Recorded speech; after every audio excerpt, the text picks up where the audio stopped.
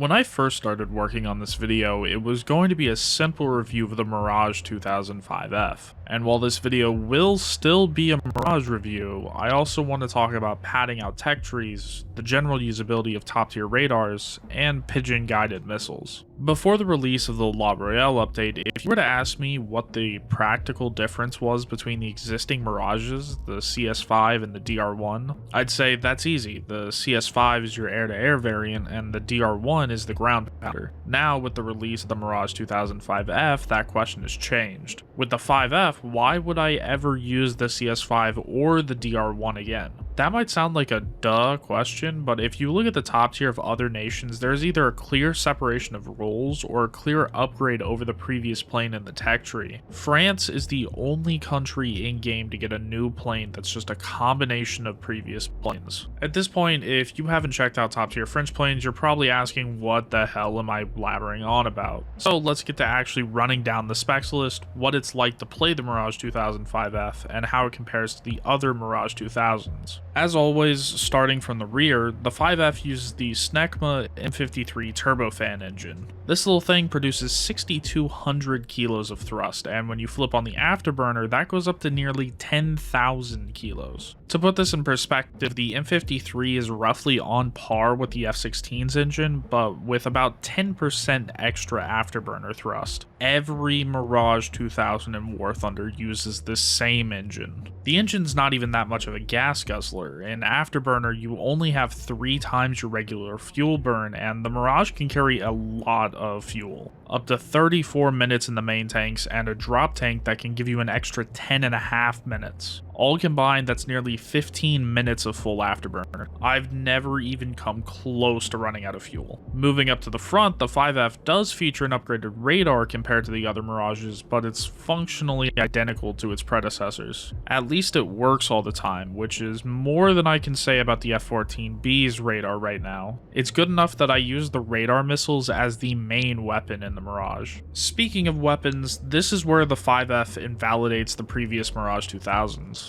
There is no longer a separation between CAS and air defense. The 5F is a true multi-role fighter. For air-to-air fighting, the 5F features the same 30mm DEFA cannons found on the CS5. The only word that I have to use to describe them is real shatter. Thankfully, it seems to not punish these cannons too much. For missiles, just like the CS5, the 5F can carry 2 Magic 2s and either 2 530Fs or 2 530Ds. To this day, I still believe that the 530Fs are bugged. Guys, you might as well just call them Fox 3 missiles because as soon as you shoot one off, it'll curve to some random direction and start chasing some random plane 10 miles to your right. Thankfully, this doesn't happen nearly as much with the 530Ds, and when it does happen, it at least goes for a plane near the one that you've locked up. Sadly, that's usually a friendly, but it is what it is. And for those of you that don't play top tier France, the 530D is actually an upgrade to the 530F. Don't ask me how they name these things. For your air-to-ground ordnance, here's where the 5F copies the DR1.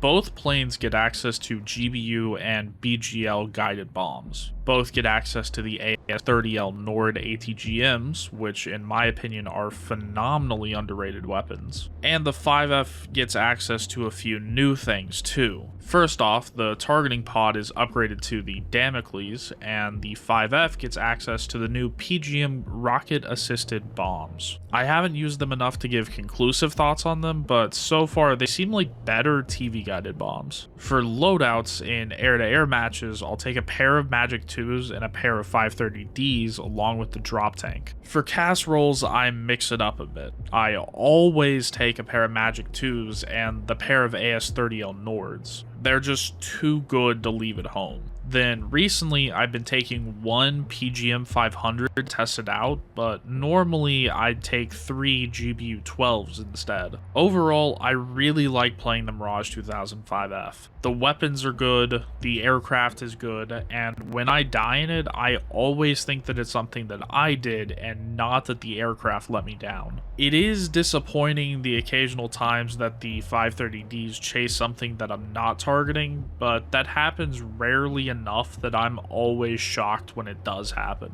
The next vehicle that I'd love to review is the new French wheeled premium, the VBCI-2, but I'm waiting to see if it'll receive a special something that would push it into overpowered territory. In the meantime, my actual next vehicle review will be on the first Indian modified tank added to War Thunder, the Vigianta.